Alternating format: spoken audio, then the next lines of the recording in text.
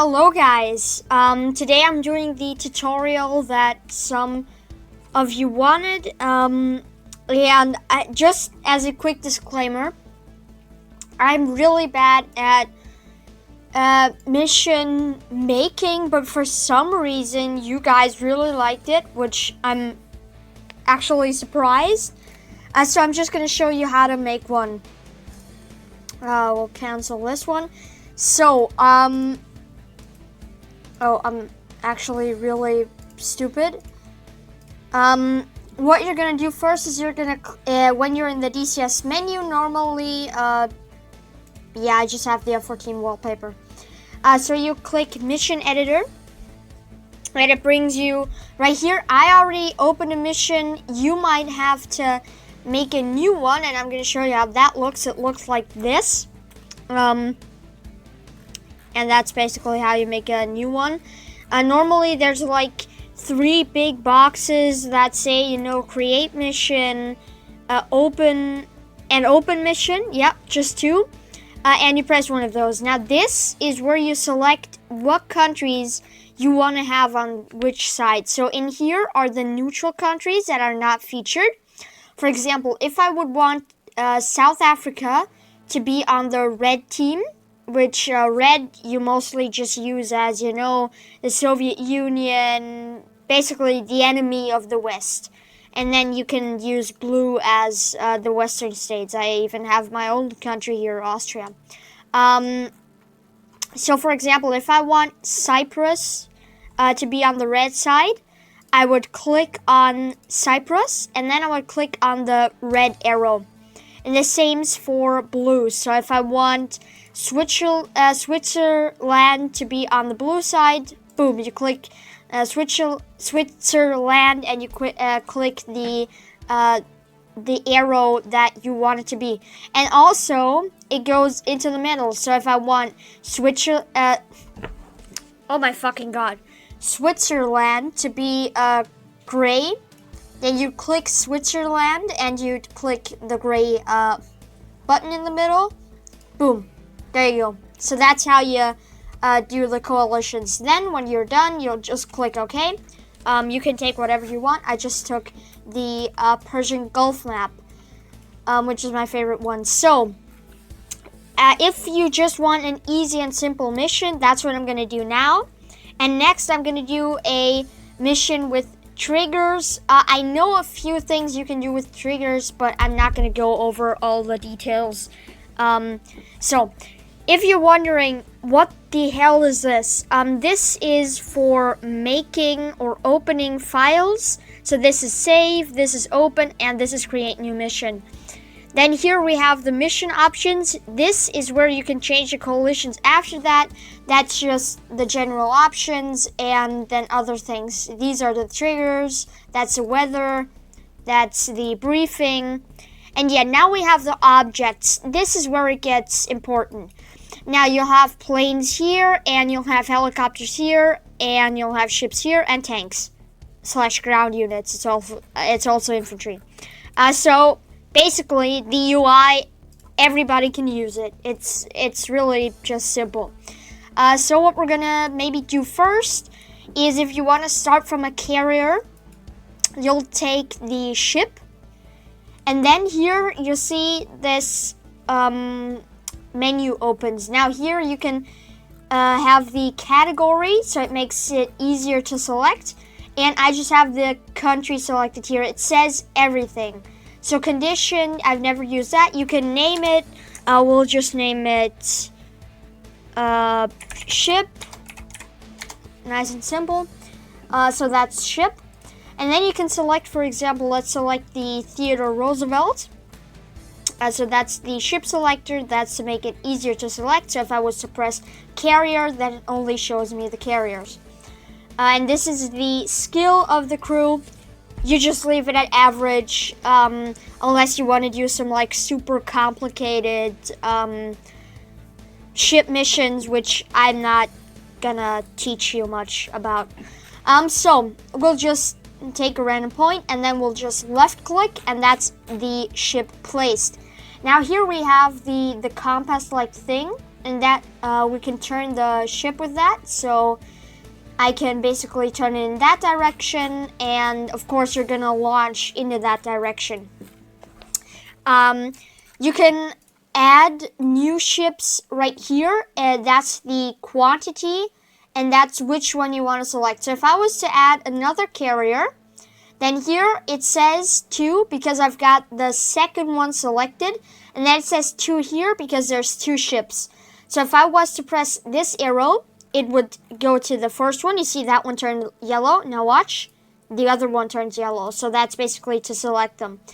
Right here, you've got the quantity, which if I press the arrow right here, it just duplicates them. And if I press it in the other direction, they get deleted. You can also do that with the delete key on your keyboard. But that would just delete the whole group and not the single guys. You can also maybe take, an escort. We'll take a cruiser. I'll take the Ticonderoga, and then you can take it like this. It's already pointing in that direction, and then you can make like 3 of them. And to move them, you'll just hold left click on them.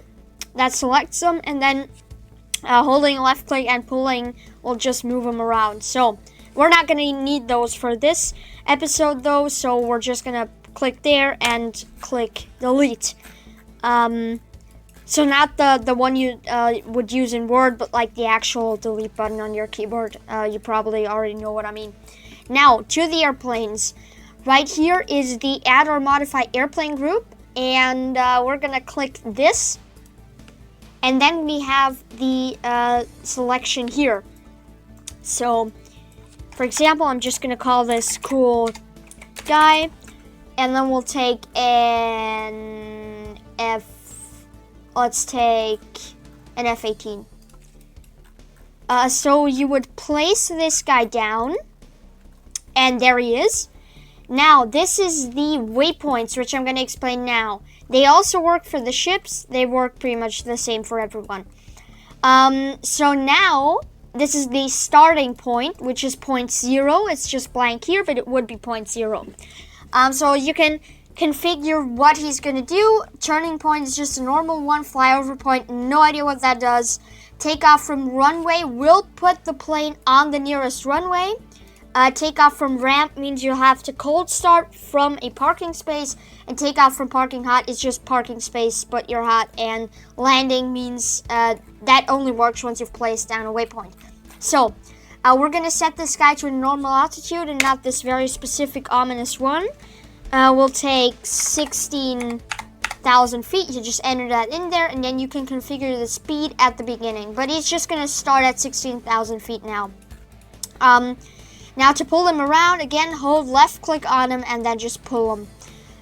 Now what we're going to do is, right now we're on edit, so that would make us edit waypoints, which we don't really need right now because we don't have anything placed down. So we'll press add, and now we can press anywhere on the map and the plane will go there. So, for example, I'll press up here and the plane will turn into that direction and go there. What is important is the advanced waypoint actions. I'm not going to explain all of them right now. Just you can make them perform tasks like this, which I also use. Most of the time it's just barrier combat air patrol. It explains everything once you hover above it. Start and route task, you can do anything here and it'll just do it around the waypoint, and here it just creates a zone that you can pull around with left click and holding as always. Perform command, you'll only need that if you do scripting, which I don't do. And then set option, you can do, everything. What really just is important is ROE, so you can set this to weapon free, for example, or reaction to threat. And it is also important to note that if I change this right here, for example, to ROE, and then I change it to reaction to threat, it always changes. Like, you'd have to press add here, and that would add a new waypoint. And to delete one, you would select it, so this one, and then you're going to press delete. So that's advanced waypoints. And those, either if nothing appears, like a zone or something, it's always around this point. So barrier combat air patrol, they would combat air patrol around that point. Orbit, they would orbit in a circle around that point, etc. So you can place down as many as you want, and you don't have to make like circles. You can if you want them to like orbit. You can make circles like this, but that's just very inconvenient. So you just do advanced waypoint actions and add one here. To switch between the waypoints, you'll press this here, press the number, and then you can select it and scroll through it. You don't really use a name. That's also what you wouldn't use. You'll just use this for altitude and speed. So that is the speed and altitude the plane is going to be at while approaching the waypoint. Now, let's change that one. So to delete it, you will have to select the one you want to delete, and then press delete. And if you want to delete all of them after each other, you just press the last one. So for example, if you make 10 waypoints, you'd select 10 here, and then you would just press delete, and it would and every time you'd press delete, it would go to the next one in line. So now to make the sky start from the carrier, and this also works for normal runways. We'll just press this here on waypoint 0, and we'll press take off from runway. So now that guy's on the runway. And the next thing about the player here, if you want to make a server, you can press client. You can make this on multiple aircrafts, and then you can just select. So for example, if you could make 3 F-18s clients, and then you could just select them once you start the mission. But we're gonna do player because there's only me. And then to configure your loadout, you can see here, this is a kind of mechanical thingy, and next to it is like a missile image. You'll click that, and now you can select the loadout, which is where it gets tricky, but it's pretty easy. So these are the slots. You don't have to actually know them. You just put something in there, and then you'll see where it is. And to put something in there, you'd press right-click on that empty field there, and then you can select air-to-air missiles, pods, and here you can select more depending on the pod. So you can select anything here. You just hover over the thing you want to select, like for example air-to-air missiles, and then select an aimed 120B, and that's it. And to remove it, you do right-click and remove payload. Remove pylon will remove these things, or for the F-14, like the AIM-54 pylons. So that is it for the player. You'll configure the loadout, set it to player or client, and that's it. Now to the enemies. I'm just going to do the normal standard mission. I'm not going to do the triggers today. I'm going to do that in another episode because it looks like it's getting a bit too much to explain, and I'm really struggling here. So you just, depending on the country, you'd always get what that country has. So for example, if I want Iran, then it gives me the planes that Iran has, or it doesn't. Yep. Fuck it. Anyway. You'll choose Combined Joint Task Forces, which is always the easiest option. And the Combined Joint Task Forces can use every plane out there. So if you want to, for example, go up against, let's say, a MiG-23, you'd place that guy down. Now, you can make him start from an airbase with this here. We're not going to do that today. We're on add waypoint now, so we'll make a waypoint here. And let's say perform task. They're just going to, barrier combat air patrol is they're actually going to engage you and watch out for targets. Orbit is a bit more chill, so they're not going to really cap there. They're just going to fly in circles.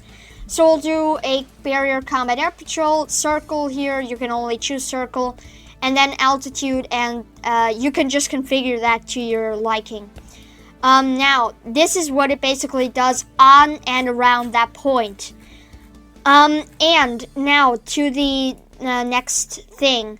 You can also, this is a combat air patrol if the enemy is defensive. So basically, this guy is patrolling battery Jask, you're gonna attack him. You'd use that for that. Then, you can press up here, type, start a new task, and then you'd select cap. You can do that too. Then you can do search then engage, and it explains what it does. Search then engage in zone. Yeah, that's also pretty much like a combat air patrol in that zone. But only the enemy has to be in that zone for that guy to engage him. So right here you can select what you wanted to attack in that zone. So this works for every, nope. Yep, for example, this one, every time it's not specific, so not when you tell him to engage a group or a unit, it's always, you can select what you want him to engage. So for example, just press airplanes, boom, there you go. Or press UAVs, boom, there you go. And you can also click them away. So for example, if there's a helicopter close to him, he will not engage him in that state.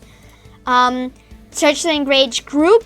This is what the naming is important for. If you want, for example, this guy to engage me, you'd set this to, you'd do search and engage group, and then you would have to select the group here. And then weapon, you can set that auto is always the most realistic option. And priority, I've never really used that. It is important to note here again, he will fly to the waypoint first and then engage that guy. That's from what I know. So don't like set the waypoint up here and then just do like that. I mean, it might work, but I've never tried that, so I wouldn't try it. Again here, you can give this guy a loadout, and now coming to the important part, to another important part, right here, skill, you can also set him to a client, or you can set the skill level. So I would recommend trained if you just want, like, you would notice that it's AI. Veteran is like pretty much okay, and ace is going to be pretty hard already. So for new players, I would recommend trained or veteran if you're feeling confident. So again, here you can make 2 of them. That'll make a 2 ship up here. So that's a quantity again, and then you can select that through here. If you give one guy, for example, a fuel tank loadout, it doesn't matter which loadout you give him, and you create a second guy after you give that guy the loadout, he will automatically have the same loadout. So you don't have to configure it for everyone if you just do it like that. And with the planes, you don't have like the compass thingy, so you'll have to set a waypoint in the direction you want that plane to point. Yeah, you can just try these out. Strafing is of course for ground targets, but that's pretty much it for air-to-air combat. If you have like planes that, you know, maybe they wouldn't prioritize your plane in a fight, most of the time they still do if you give them the order to. But setting the ROE, especially for like an escort, basically if I was to set down a, let's set down a Ticonderoga here, and if you were like, okay, this is a mission, I just want those guys to be there and to protect the carrier, but I don't want them to shoot the guys that I want to shoot, you would select add on the waypoint 0. That is important if you want something that will be true for the rest. This only works for options, of course, because perform task, you can't do that for the whole mission, but with the options you can do that. You would just set ROE, and then you'd set weapon hold, so that guy won't fire. Return fire is of course if that guy gets shot, then he's going to return fire, not if the carrier gets shot. That's important. And weapon free is just, yeah, running and gunning. So that's, I guess that's pretty much it. If you have any more questions, feel free to leave them in the comments. This is the first tutorial I've ever done. So if you have any questions that I didn't cover, then just write it in the comments, and I'll do a trigger guide tomorrow. because it's kind of getting a lot now, and I'm kind of getting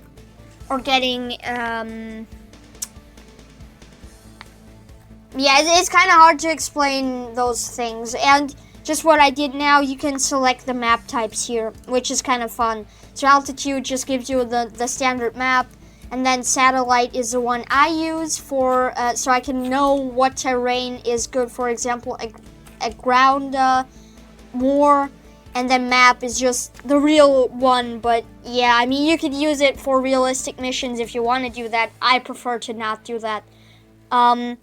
So thank you very much, guys, and I'll see you in the next video.